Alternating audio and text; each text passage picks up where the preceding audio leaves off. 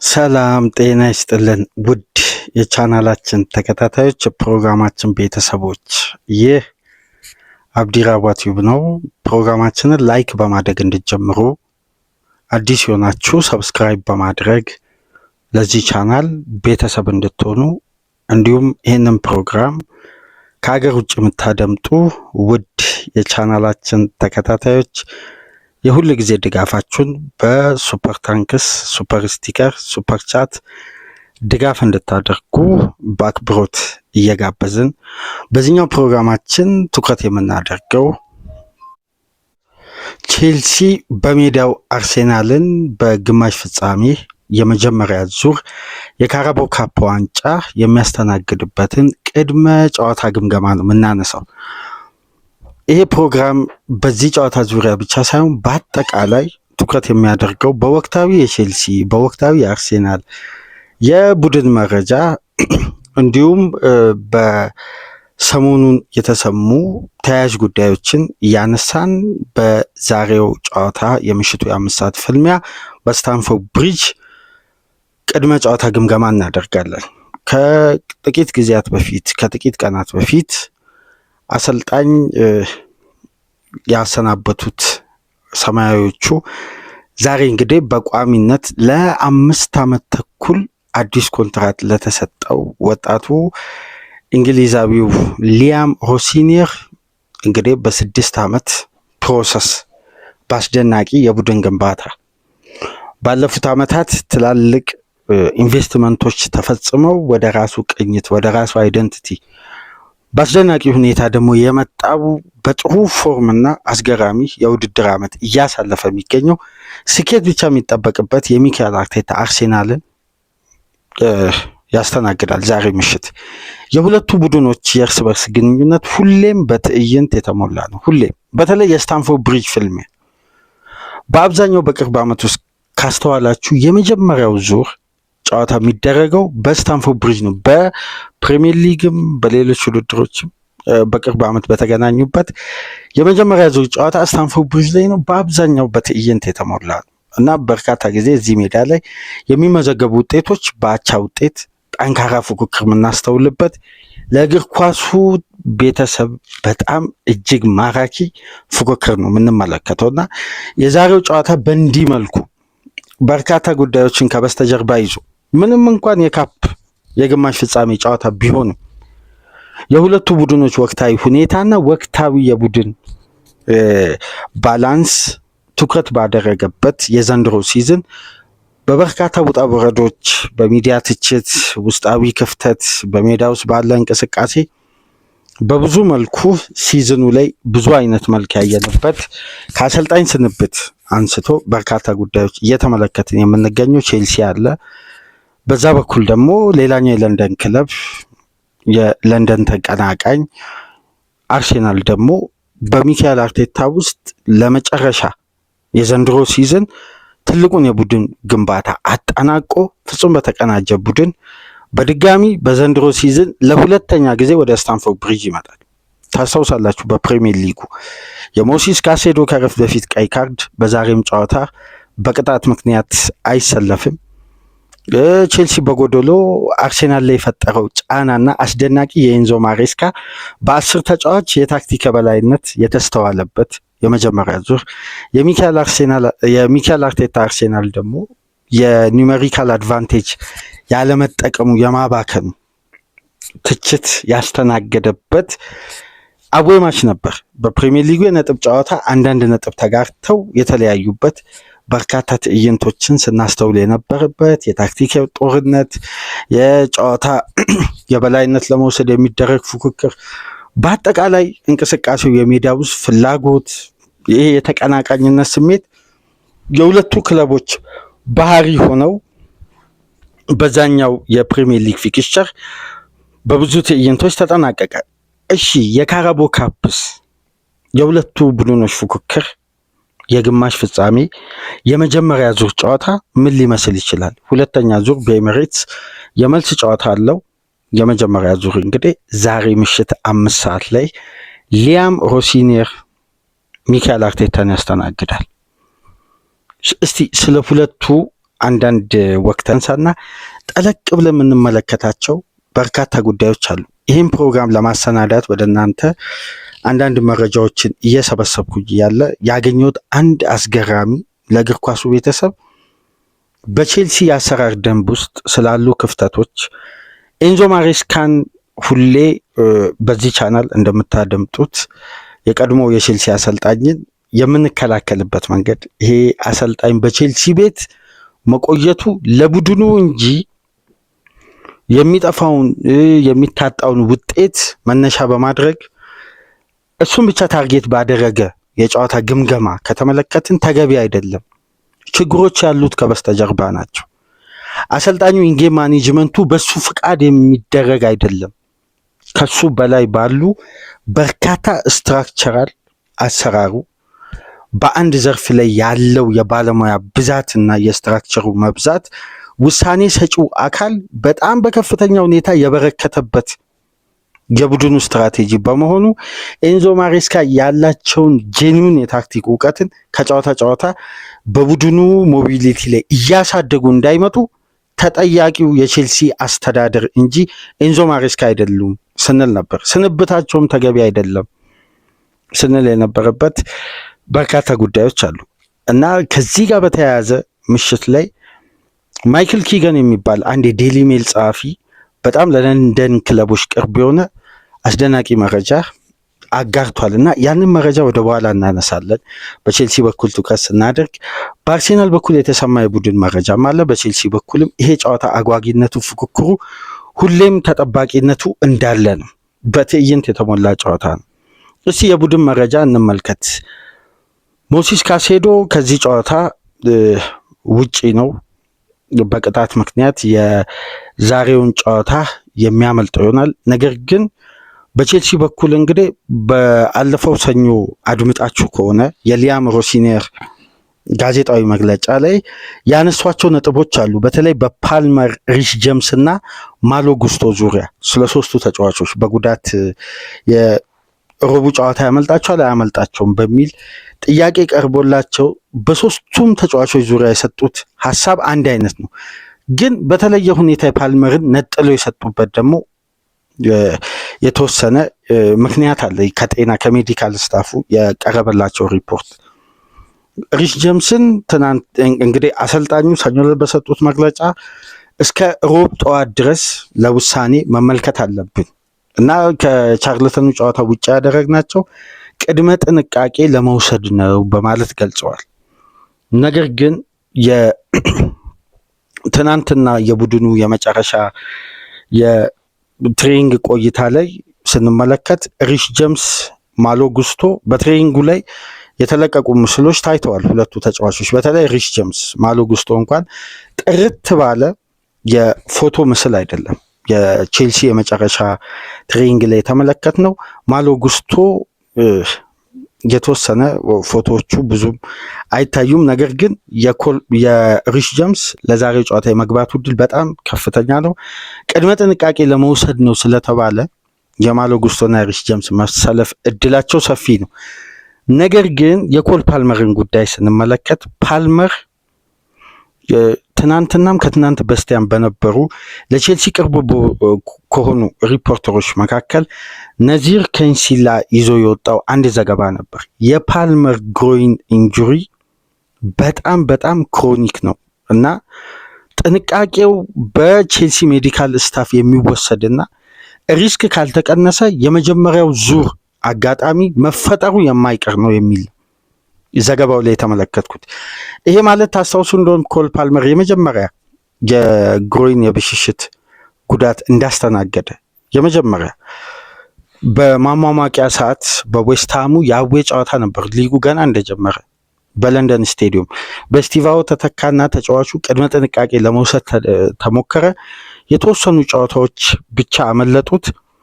ከዛም በኋላ አሰልጣኙ ሪስክ ወስደው ከብሬንፎርድ ጋር የሜዲካል ስታፉ አስገዳጅ የሆነ ጫና ኤንዞ ማሬስካ ላይ አድርጎ እንግዲህ እንደምታስታውሱት የማሬስካ ስንብት አካባቢ ከወጣው መረጃ የምናስታውሰው ከብሬንፎርድ ጋር በጂቴክ ኮሚኒቲ ስቴዲየም ላይ አስገዳጅ የሆነ ኮል ፓልመርን እንዲያስገቡ ተደርገው ነበር። ኤንዞ ማሬስካ እና ተጫዋቹን ተጠቀሙ። ከዛም በኋላ ይሄ ጨዋታ የተደረገው አርብ ምሽት ነበር። ቅዳሜ ጠዋት ተጫዋቹ ምርመራ ሲደረግለት 90 ደቂቃ የሚያጫውተው የፊትነስ ደረጃም የበሽታውም የማገገሙ አቅም ይሄ ጉዳቱ የማገገሙ አቅም በዛ ደረጃ ከፍ እንዳላለ እየተነገረ ከባየር ሙኒክ ጋርም እንዲያሰልፉት ተደርጓል። ከዛን ተሰለፈ። አሁንም ተጫዋቹ ማች ፊትነሱ እንዲመጣ በሚል ነበር፣ ግን በወቅቱ እንደዛ አይነት ሂደት አልነበረውም። ከዛም በኋላ ከማንቸስተር ዩናይትድ ጋር 21ኛ ደቂቃ ላይ ቼልሲ ጎዶሎ እያለ ኮል ፓልመር መንቀሳቀስ ከብዶት ከፍተኛ የሆነ ቦታው ላይ ህመም ተሰምቶት ተቀይሮ ወጣ። ከዛም በኋላ ቼልሲ ለቀጣይ 11 ጨዋታዎች ፓልመርን ማግኘት አልቻለም በዚህ በግሮይን ጉዳት እና ክሮኒክ ነው የተባለበት ዋነኛ ምክንያት ይሄ ነው። ስለዚህ እንዲህ አይነት ታሪክ እንዳይደገም አንዳንድ ሁኔታዎች ላይ የቼልሲ ሕክምና አባላት ቅድመ ጥንቃቄ እንዲወስዱ እየተደረገ ነው። እንግዲህ አሁንም ይሄ የሜዲካል ስታፍ ጉዳይ በቼልሲ ቤት መነጋገሪያ አርዕስት ሆኗል። ወደ በኋላ ማነሳላችሁ ነጥብ እሱ ነው። ምናልባት ፓልመር ዛሬ ይካተት አይካተት ውሳኔው አሰልጣኙ ነው። ነገር የሜዲካል ስታፉ በሚያስተላልፈው ሪፖርት ነው አሰልጣኙ የሚወስነው እና የመጨረሻው የቡድኑ ትሬኒንግ ላይ ፓልመር አልታየም። በጂም የማገገሚያ ሂደት እየሰራ እንዳሉ ነው ለቼልሲ ቅርብ የሆኑ ሪፖርተሮች ይዘው ዘገባዎችን እየወጡ ቢገኙት። ከዚህ ጋር በተያያዘ እንግዲህ በጉዳት በኩል የተሰማው መረጃ ይህ ነው። ነገር ግን ሊያም ሮሲኒየር አንድ ጉዳይ አንስተው ነበር። በቀጣይ 3 ሳምንት 8 ጨዋታዎች አሉ። ለሮቡ ምሽት ጨዋታ ብለን ሪስክ የምንወስድ ከሆነ እብደት ነው። ስለዚህ ለቀጣይ 3 ሳምንትን ታሳቢ አድርገን ተጫዋቾች ብቁ የሚሆኑ ከሆነ ከሪስክም የጸዳ ከሆነ የትኛውንም ተጫዋች እንገለገላለን። ጥሩ ዴብዝ አለን፣ ጥሩ ቴክኒክ አለን። ነገር ግን ሪስክ የሚያስወስድ አይነት ሁኔታ ካለ በጭራሽ ሪስኮችን መውሰድ አይጠበቅብንም፣ ባሉት ኳሊቲዎች አርሴናልን እንፋለማለን የሚል አስተያየት ነው እና ፓልመር ላይ ሪስክ ላለመውሰድ ቅድመ ጥንቃቄ እየተደረገ እንደሆነ ተያይዞ ተነስቷል። በሚካኤል አርቴታ አርሴናል በኩልስ እንግዲህ አዲስ የተሰማ የጉዳት መረጃ እንግዲህ በአርሴናል በኩል የተደመጠው የዊሊያም ሳሊባ እና የሊያንድሮ ትሮሳርድ ለዚህ ጨዋታ የመሰለፋቸው ጉዳይ አጠራጣሪ መሆኑን ሁለቱም ተጫዋቾች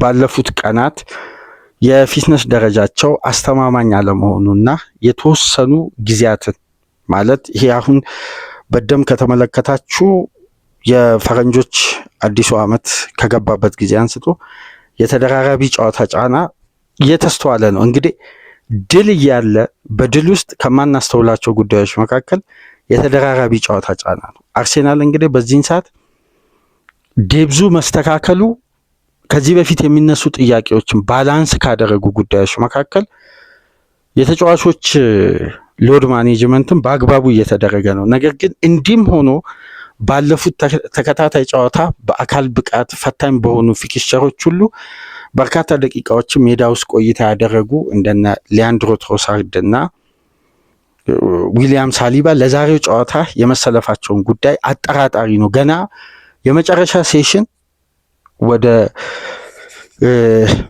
ማክሰኞ ከሰዓት በኋላ ስላለን ኦፊሻሊ እስካሁን ድረስ ያረጋገጥነው ነገር የለም። ነገር ግን ሁለቱ ተጫዋቾች ለዛሬ ጨዋታ የመሰለፋቸው ጉዳይ አጠራጣሪ ነው። እስካሁን ድረስ አልወሰንም ብሏል ሚካኤል አርቴታ። በተጨማሪም ፒሮ ሂንካፔ እና ሪካርዶ ካሊፊዮሪ ከዚህ ጨዋታ ውጪ መሆናቸውን በማረጋገጥ ለመጀመሪያው ዙር ጋብሪኤል ቤን ዋይት፣ ሉዊስ ኬሊ፣ ጁሪየን ቲምበር ዝግጁ መሆናቸውን አያይዞ ተነስቷል እና ምናልባት በዛሬ ምሽቱ ስብስብ ውስጥ ማሪል ሳላሞን የሚባል ወጣት የ16 ዓመት ተጫዋች በስብስብ ውስጥ ይካተታል ተብሎ ይጠበቃል። አብዛኛው ዘገባዎች እንደሚሉት ከሆነ ሳሊባ፣ ትሮሳርድ እና ሂንካፔ የፖርቱዝማውዙን ድል በኤፍኤ ካፕ እንዳመለጣቸው ይታወቃል። ይህንን ተከትሎ በዚህኛውም ስብስብ ውስጥ ሚካኤል አርቴታ ለቀጣይ ተከታታይ ጨዋታ አርሴናልን በቀጣይ 3 ሳምንት 8 ፊክስቸር ገደማ ነው የሚያደርገው በሁሉም ውድድሮች። ይህንን ተከትሎ ምናልባት አርሴናልም በእነዚህ ተጫዋቾች ዙሪያ ሪስክ ላለመውሰድ እና ለቀጣይ ረጅም ጊዜያት ለመጠቀም ሳሊባንም ትሮሳርድንም የበለጠ ለመቆጠብ ሪስኮችን ለመቀነስ ወይም እንደዚህ አይነት ውሳኔዎች ከተላለፉ በኋላ የሚመጡ ጉዳቶች ደግሞ የበለጠ ተጫዋችን ለረጅም ጊዜ ከሜዳ ሊያርቅ ስለሚችል ቅድመ ጥንቃቄ ለመውሰድ ምናልባት በዚህ ጨዋታ ላይገለገሉባቸው ይችላሉ። እስካሁን ግን የተረጋገጠ ነገር የለም። የሂንካፔና የካሊፊዮሪ ከዚህ ጨዋታ ውጪ መሆናቸው ግን ኦፊሻሊ ተረጋግጧል። ነገር ግን ሚካኤል አርቴታ በጋዜጣዊ መግለጫ ከቀረበለት ጥያቄዎች መካከል የካይ ሃቨርትን ዛሬ የመጠቀም ጉዳይ፣ የቀድሞ የቼልሲ ተጫዋች በተመሳሳይ ኖኒ ማዱዌኬን እና በቀድሞ ክለባቸው ያውም በተቃራኒ ስቴዲዮም የሚገኙ ናቸው። በተለይ ኖኒ ማዱዌኬ ባለፈው ሳመር መዘዋወሩን ተከትሎ በዛሬ ጨዋታ እንግዲህ ተጫዋቹ በተወሰነ የሜዳ ውስጥ የድምፅ ተቃውሞ ቆይታ የሚያደርግ ይመስላል። ምናልባት በቋሚነትም ተቀይሮ የሚገባ ከሆነ እንደዚህ አይነት ጉዳዮችን ልናስተውል እንችላለን። በአጠቃላይ ግን የምሽቱ ጨዋታ ለሁለቱም ክለቦች በተለይ ለቼልሲ በአንገብጋቢ ሁኔታ በሜዳው ላይ እንደሚጫወት ሆም አድቫንቴጅን እንደሚጠቀም ቡድን የዛሬው ጨዋታ በአንገብጋቢ ሁኔታ ውጤቱ የበለጠ ጫና ለሊያም ሮሲኔር ነው የሚበረታው። እስካሁን ድረስ ደጋፊው 100% በብሉኮን ውሳኔ አላመንም። አርቴታ ፍጹም መረጋጋት ፈጥሯል፣ ኮንፈርት ዞን ፈጥሯል። በአርሴናል ቤት ጥያቄዎች አሁን አይነሱም። ባይሆን ታክቲካል አፕሮቾች ናቸው በጥያቄ መልስ የሚነሱት። በተለይ የአጥቂው ቪክቶር ዮኬሬስ ጉዳይ ነው የሚያወያየው፣ አሁንም ትልቅ ነጥብ እየሆነ የሚገኘው። ነገር ግን ቡድኑ እያስመዘገበ ያለው ውጤት እስካሁን ድረስ ከግምት ውስጥ እየገባ አይደለም። ቡድኑ በዚህ አጥቂ ምክንያት ያጣው ውጤት የለም። በአጥቂው ምክንያት ወይም አጥቂው ባባከነው ኳሶች የመጡ ያልተሳኩ ውጤቶች የሉ። ባይሆን በቡድን እንቅስቃሴ ውስጥ ስለሚያሳየው ፍላጎትና ከፍተኛ ተነሳሽነት ሁሌም ምንም አይነት ጥያቄ የሚቀርብበት ጉዳይ አይደለም። ነገር ግን አርቴታ በአስፈላጊ ሁኔታ ከተጫዋቹ ማግኘት ያለበትን የግብ ምርት አላገኝም። ለዚህም ደግሞ ባለፈው ሳምንትም ስናነሳ ነበር። አሁንም ቢሆን የቪክቶር ዮኬሬስ አለማስቆጠር ትልቁ አብዛኛውን ኃላፊነትና ተወቃሽነትም መቀበል ያለበት ሚካኤል አርቴታ ነው። የሱ ቡድን ታክቲካል አፕሮች ነው ተጫዋቹን ከሪትም እና ከሰርቪስ ውጭ የሚያደርገው እንጂ የዮኬሬስ ኳሊቲ ጥያቄ ውስጥ ገብቶ አይደለም። አርቴታ ይዞ የሚቀርበው የጨዋታ መንገድ ፋይናል ሰርድ ላይ ለተጫዋቾች የሚሰጠው የውሳኔ ነፃነት ተጫዋቹን ታርጌት ባላደረገ እንቅስቃሴ ውስጥ የተቃኘ ስለሆነ ተጫዋቹ ምርት ሳይኖር የሆነ አንድ ነገር ሳይዘራ እንደ ምርትን እንደመጠበቅ ነው። ወደ ዮኬሬስ የሚሄዱ የኳስ ቁጥሮች በዛ ደረጃ ታርጌት ሳይሆኑ ተጫዋቹ ለምን ግብ አላስቆጠረም ብሎ መጠየቅ፣ መጀመሪያ የሲስተሙን ሪትምና የማጥቃት እንቅስቃሴ ታርጌት ባደረገው የሜዳ ክፍል ላይ ከተመለከትን የአርቴታ ጨዋታ ለ9 ቁጥር አውት ኤንድ አውት ነምበር 9 ምቹ አይደለም። ወደ እሱ ቅኝት መምጣት ካልሆነ ተጫዋቹን የዚህ ሪትም አካል በማድረግ ከቦክስ ውጪ የእንቅስቃሴው አካል ማድረግ ነው። ቦክስ ውስጥ ተጫዋቹን ገትሮ የተጋጣሚን ሴንተር ባክ ፒን አድርጎ እንዲይዝ ለዚህ ሚና ብቻ መጠቀምም ተገቢ አይደለም እና የተጫዋቹ የማስቆጠር ኳሊቲ አሁንም ጥያቄ ውስጥ አይገባም። እንዲያስቆጥር ግን የሚያመቹ ሂደቶች በአርቴታ በኩል ለተጫዋቹ እየተመቻቸ አለመሆኑ ነው ተጫዋቹን እስካሁን ድረስ ከአስቆጣሪነት ወይም ከተጠበቀው የግብ ማምረት እንቅስቃሴ ያራቀው። ይሄ ነው በአርሴናል በኩል። አሁንም በዚህ ሳምንት እንደውም ትናንት ምሽት ዘ ታይምስ አንድ ዘገባ ሰርቶ ነበር። አርቴታ ሃላንድ ቢኖረው የነጥብ ልዩነቱ ምን ይሆናል በሚል አሁን አዲሱ አርሴናል የሚፈጠረው ጫና ይሄ ነው። በዚህ አርሴናል ውስጥ ሃላንድ ቢኖር አርሴናል የነጥብ ልዩነቱ ስንት ይሆናል?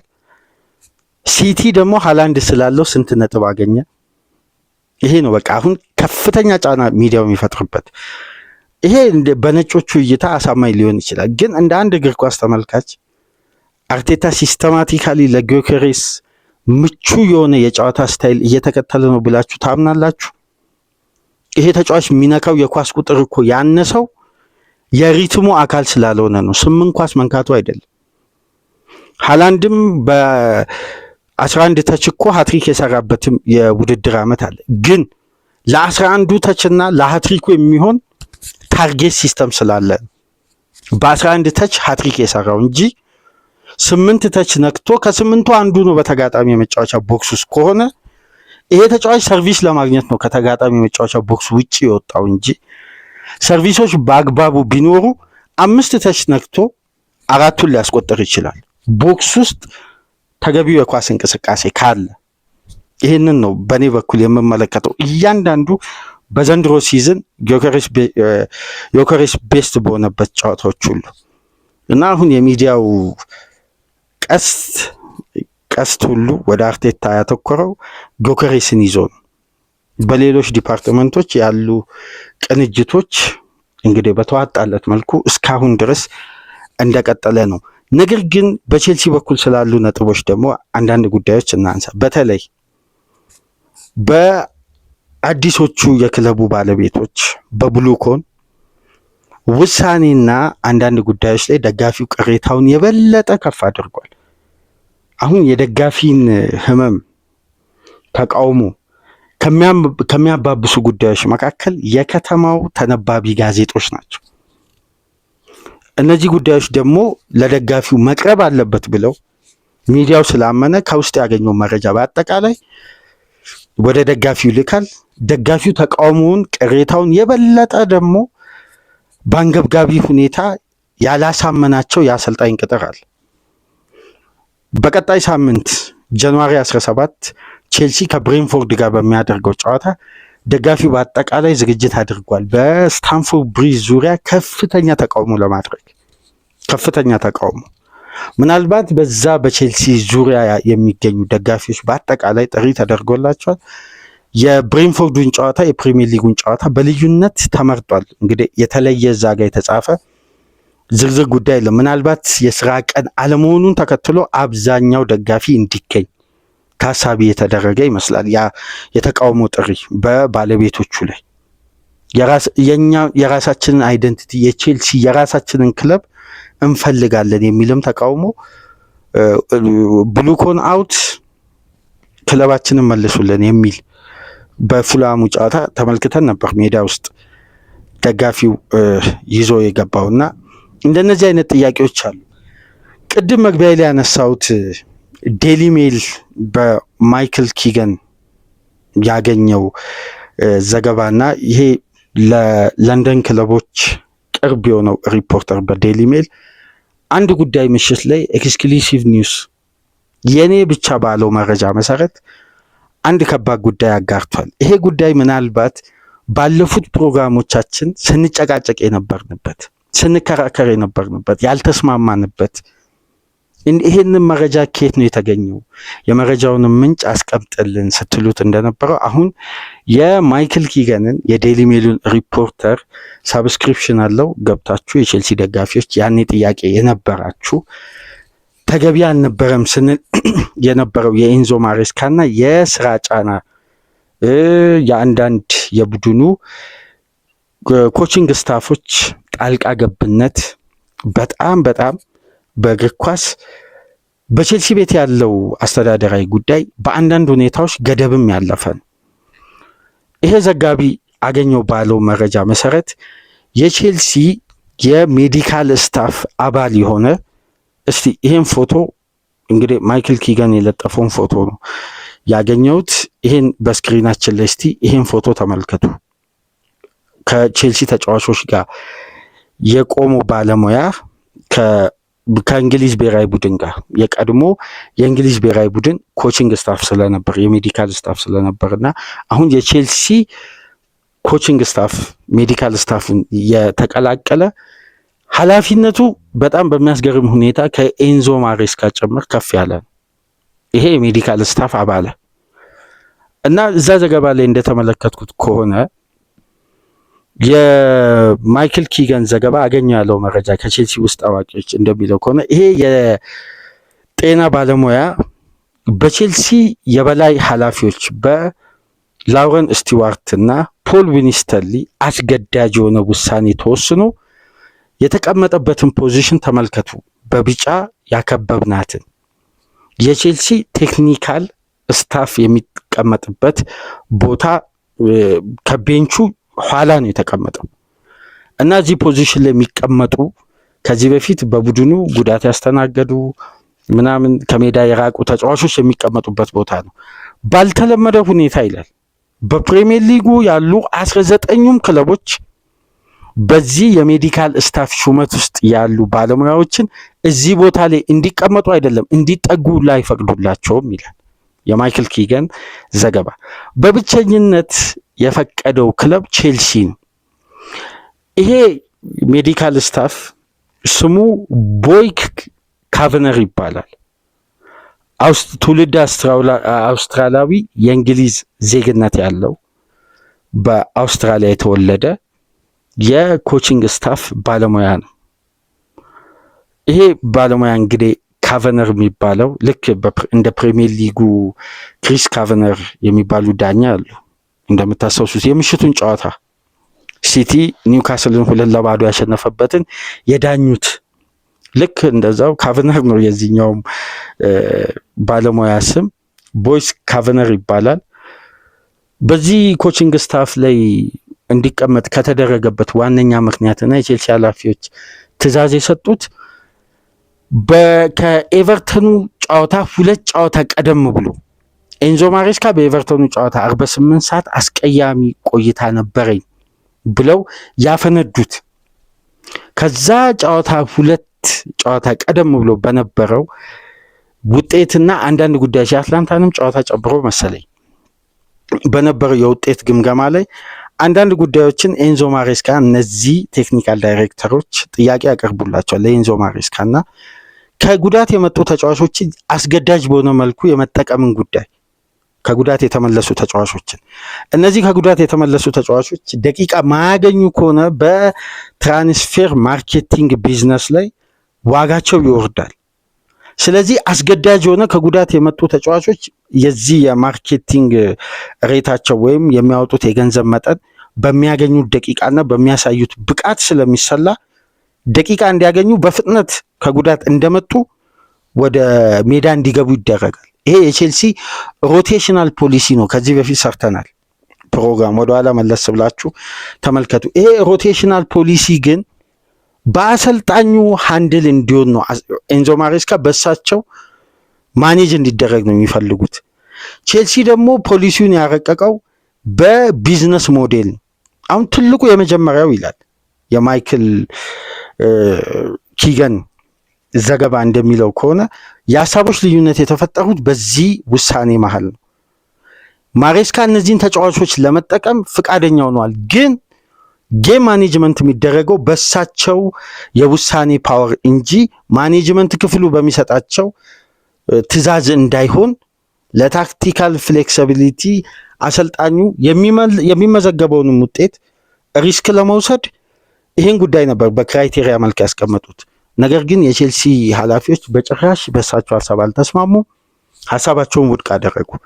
በአንድ ጨዋታ ይላል ከጉዳት የተመለሰ ስማቸው እዛ ጋር ያልተጠቀሰ መረጃውን ሳገኝ ይላል ማይክል ኪገን ስማቸው ያልተጠቀሰ 2 ተጫዋቾች ከጉዳት መጥተው ለቼልሲ ቤንች ላይ በተቀመጡበት ወቅት ኤንዞ ማሬስካ ተጫዋቾችን ቀይረው እንዲያስገቡ በቀጥታ ተነግሯቸው ነበር ከጨዋታው በፊት። አሰልጣኙ ይህን ውሳኔ አልተቀበሉም፣ ተጫዋቾችን አልቀይርም በማለት ያን ጨዋታ ቼልሲ ነጥብ ተጋርቶ ወጣ፣ ሳይጠቀሙ ቀሩ። በቀጣይ ጨዋታ ይላል ኤንዞ ማሬስካ እስከሚሰናበቱበት የመጨረሻ ውጤት በበርንማውስ 2-2 የተለያዩበት ውጤት እስከሚመዘገብና የኤቨርተኑ ፕሬስ ኮንፈረንስ የሰጡበት 48 ሰዓት አስቀያሚ ቆይታ ነው ያደረግኩት ካሉበት ፕሬስ ኮንፈረንስ እስከ ለስንብት ያበቃቸው የበርንማውዝ የ2-2 ጨዋታ ድረስ ይሄ ካቨነር የሚባለው ባለሙያ ኮቺንግ ስታፍ ላይ እንዲቀመጥ ተደረገ። ዋነኛ ምክንያት አድማጮች በጣም የሚያስገርም ነው። ኤንዞ ማሬስካ በቤንች ላይ ከጉዳት የተመለሱ ተጫዋቾችን ለመጠቀም ፍቃደኛ አለመሆናቸውን ተከትሎ ደብዳቤ እየጻፈ አጭር ጽሑፍ እየጻፈ ማሬስካ ልክ ከታች ላይ ከቆሙበት ወርደው ወደ ኮቺንግ ስታፍ ምክትላቸውን ለማማከር ሲቀመጡ ወረቀት እየሰጠ እንዲያስታውሳቸው። እንዲህ አይነት ሙያዊ ጣልቃ ገብነት ቼልሲ ቤት ውስጥ ነበር። ይሄ ጉዳይ ከኤቨርተኑ ጨዋታ አንስቶ ኤንዞ ማሬስካን በእጅጉ ሲያስቆጣና ደስተኛ አልነበሩም ፈጽሞ። ከዛን ኮንትራታቸው ላይ የቀረበው ደግሞ የዚህ ሮቴሽናል ፖሊሲን የመፈጸም ኃላፊነትን ደግሞ እንዲቀበሉ የሚል ኮንትራታቸው ላይ የሰፈረ ነጥብ አለ። እዚህ ጋር ደግሞ ክለቡ አስገዳጅ ሆነ። አሁን ቼልሲ በጣም በሚያስገርም ሁኔታ ከዚህ ውሳኔ በኋላ አንድ የወጣ ስታቲክስ ነበር። በዘንድሮ ሲዝን ከመምራት ላይ ተነስቶ በርካታ ነጥቦችን በማጣት በፕሪሚየር ሊጉ እንደ ቼልሲ ከፍተኛ ነጥብ ያስመዘገበ የለም ከመምራት ላይ ነጥብ በመጣል። ዋነኛ ምክንያት ደግሞ ኢንጌም ማኔጅመንት ክፍተት ነው። ይሄ ማለት የቡድኑ ስታፎች አሰልጣኙን በአስገዳጅ ሁኔታ ተጫዋች እንዲቀይሩ የሚያደርጉበት መንገድ ቼልሲ ውጤቱ አስጠብቆ እንዳይወጣ እያደረገ ነበር በተቃራኒ። ምክንያቱም እነዛ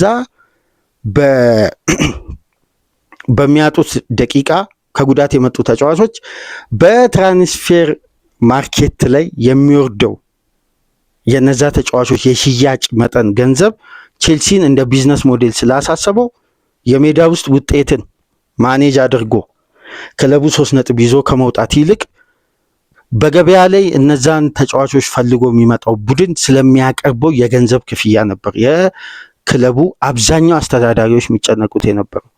ለዛ አስገዳጅ ለውጦች ይደረጋሉ። በነዛ ለውጦች ምክንያት ደግሞ ቼልሲ ነጥቦችን ሲያጣ ያያየን። ስለዚህ 100% ኤንዞ ማሬስካ ኃላፊነታቸውን በራሳቸው ፍቃድና ውሳኔ እየተወጡ አልነበረም ማለት ነው። ይህ አሁን የመጨረሻ የተረጋገጠ መረጃ ሲጠበቅ የነበረው የወጣው እንግዲህ ዘግይቶ ይወጣል የተባለው ትልቁ ጉዳይ ይሄ ነው እና ለእሳቸው በስተጀርባቸው ነው ደብዳቤ እየሰጠ ኤጌሌ ይግባ ኤጌሌ በትራንስፌር ማርኬት በዛሬው ጨዋታ እንዲህ አይነት ደቂቃ ካላገኘ የሚያወጣው የገንዘብ ክፍያ ይወርዳል። የሚያወጣው የገንዘብ መጠን ቲሙ ሊሽጠው ቢል በገንዘብ አቅም ትርፋማ ስለማይሆን ኤጌሌ የሚባልን ተጫዋች አሰልፍ ቀይራ አስገባ ወደ ሜዳ ተብሎ ለአሰልጣኙ ትዕዛዝ ይሰጣል። እዛው ታች ላይ ቴክኒካል ስታፍ ጋር አብሮ የተቀመጠ ባለሙያ ማለት ነው። ይሄ በጣም በእግር ኳስ አሳፋሪ ውሳኔ ነው። በእንዲህ መልኩ የአሰልጣኝ ፓወር ጠፍቶ ታዲያ አሰልጣኙ ምኑን አሰለጠነ? በዚህ አይነት ቼልሲ ዘንድሮ ከመምራት ላይ ተነስቶ ያጣቸው ነጥቦች በአጠቃላይ ተጠያቁ የቡድኑ ኮቺንግ ስታፍ የቡድኑ የበላይ አስተዳዳሪዎች እንጂ አሰልጣኝ ኤንዞ ማሬስካ አልነበሩም ማለት ነው። አስገዳጅ ለውጦች እንዲደረጉ ጫና ሲደርስባቸው ነበር። ስለዚህ አሰልጣኙ ለዛ ነው በስተመጨረሻም ቼልሲን ለመልቀቅ ይፈልጉ ነበር እና ምክንያት የፈለጉትም ለዛ ነው። ያኔ ከበርንማውዝ ጨዋታ በኋላ ታስታውሳላችሁ ባለቤቶቹ ወደ መልበሻ ክፍል ድረስ በመግባት እነሱን ሲመለከቱ የበለጠ ብስጭታቸው ከፍ አለ። ፕሬስ ኮንፈረንሱን አልሰጥም አሉ። ከዛም በኋላ በነጋታው ተሰናበቱ እና ይሄ ከምሽቱ ፍልሚያ በፊት የወጣ መረጃ ነው። ይሄን ጉዳይ እንግዲህ ምን አይነት ከጨዋታ በኋላ አትጠራጠሩ፣ ይሄን ጉዳይ ሊያም ሮሲነር ይጠየቃሉ። ካቨነር የሚባል የሕክምና አባል አንዱ ስታፍ የበላይ አስተዳዳሪ ታች ላይ እዚህ ቤንች ላይ ካሉ ስታፎች ጋር አብሮ በጋራ አሁንም ይቀመጣል ወይ ተብሎ መጠየቃቸው አይቀርም እና እንዲህ አይነት አስተዳደራዊ ጣልቃ ገብነት የቡድንን ቅንጅትና ፍሉዲቲ የመጨረሻ እያጎደለ እያጠፋ ቢዝነስ ሞዴልን የሚከለል የቼልሲ ደጋፊዎች ተቃውሞ ባያቀርቡ ነበር የሚገርመው። ተቃውሞ ማቅረባቸው ምንም አይገርም። ከዚህ በላይ ቢቃወሙ ለማንኛውም የዛሬው ጨዋታ ጫናው ለሊያም ሮሲነር ከየትኛውም መግቢያ ላይ ያነሳሁት ለዚህ ነው። እንደነዚህ አይነት ተያያዥ ጉዳዮች በሚዲያው በኩል መውጣት መጀመራቸው እዚህ ጋር ደግሞ የሚገጥመው ክለብ በዚህን ሰዓት የሊጉ ምርጡን ክለብ ነው። ሽንፈት ካስተናገደ ረጅም ጊዜ ሆኖታል። በጥንካሬው ላይ ነው ያለው። የኮንሲስታንሲ ማሳያ ነው። ከጨዋታ ጨዋታ በዴብዙ ልክ ውጤታማ እየሆነ ነው። አርሴናል እንዴት ነው የራሱን የቡድን ባላንስ እየጠበቀ የሚመጣው? እንዴት ነው ኢንጌም ማኔጅመንቱ? አሁን በኤፍኤ ካፕ ጨዋታ የ10 ተጫዋች ለውጥ ነው ያደረገው አርቴታ። በርንማውዝን ሲያሸንፍ ሳካና ትሮሳርድን ቤንች በማድረግ ማዱዌኬና ማርቲኔሊን የተጠቀመው። በዚህ ደረጃ ሪስኩን ራሱ ነው የሚወስደው።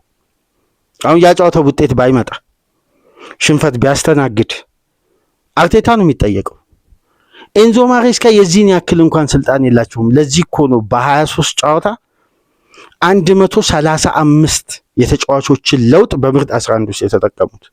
በአማካይ ማለት በየጨዋታው 5.5 ሮቴሽን ነበር። እንዲህ አይነት ደግሞ በመጀመሪያ 23 በሁሉም ውድድሮች በተደረገ ጨዋታ በአምስቱ ትላልቅ ሊግ ላለፉት 10 ዓመት ውስጥ እንደዚህ አይነት ሮቴሽን ያደረገ ቡድን የለም። ለዛ ነው ቼልሲ እንደ ቡድን ኮንሲስታንሲ ያጣው። ለዛ ደግሞ ማጣት ምክንያት ኤንዞ ማሬስካ አይደሉም። ዛሬ የተኳቸው ደግሞ ሊያም ሮሲነር ሚዲያው ጀርባውን ሰጥቷቸዋል ለሳቸውና እንደ ቼልሲ ደጋፊ እኩል ሚዲያው በተቃውሞ ነው የጀመረው። ስላለው ልምድ ስላለው ኤክስፒሪየንስ ቼልሲን በሚያክል ግዙፍ ክለብ እንዲህ አይነት የአጭር ጊዜ የአሰልጣኝነት ቆይታ ያለው ባለሙያ ማምጣት የቼልሲን ካሪዝማ ማሳነስ ነው በማለት እንግዲህ ከፍተኛ ተቃውሞ እያሰሙ ነው የሚገኝ ሚዲያውም ጭምር። ነገር ግን የሊያም ሮሲነርም ትችት ከማያስማማ ነጥቦች መካከል አንደኛ ይሄ አሰልጣኝ በፕሪሚየር ሊጉ ከፓትሪክ ቪዬራ በኋላ በቅርብ ዓመት ውስጥ ያየነው ሌላኛው ጥቁር አሰልጣኝ ነው በቼልሲ በሚያክል ታላቅ ክለብ ውስጥ። ይሄ እንደ አንድ እግር ኳስ ተመልካች የሚያስደስት ነው። ሚዲያው የመጀመሪያ ትችት የጀመረው ያለምንም ጥርጥር በከለር ነው። ሁለተኛው ጉዳይ ደግሞ ባለው ኤክስፒሪየንስ ልክ ከመተቸት ይልቅ በስትራስቡርግ ይሄ አሰልጣኝ ሲጠቀም የነበረውን ሲስተም ማየት ነው። ታክቲካሊ መፈተን ነው። ታክቲካሊ ጉዳዮችን ለማየት አሰልጣኙ ቢያንስ የነጥብና የዛሬው አይነት ጨዋታ በቂ መገምገሚያ ነው። ነገር ግን እሻው ሊያም ሮሲነር በቼልሲ ቤት በዘንድሮ ዓመት ውጤታማ ከተጠበቀው በላይ ሆኖ ቢያጠናቅቅ ምን ሊሉ ነው? ገና አሰልጣኙ አንድ ጨዋታ ነው ከቻርልተን ጋር ጨዋታ ያደረገው። ሚዲያው ግን አንድም ፖዚቲቭ የሆነ ነገር ሲጽፍ እስካሁን ድረስ አልተመለከትም። ይሄም ተገቢ አይደለም። ቼልሲን እንደ ቡድን ውስጥ ያሉ ጉዳዮችን፣ ውጭ ያሉ ተቃውሞዎችን የቡድኑን ውጤት ላይ ከፍተኛ ተጽዕኖ እየፈጠረ ነው። ለማንኛውም እነዚህን ሁሉ ጉዳዮች ለማርገብ እንደነዚህ አይነት ታላላቅ ጨዋታዎች ላይ የሚገኙ ውጤቶች ሁሌም አድቫንቴጅ አላቸው።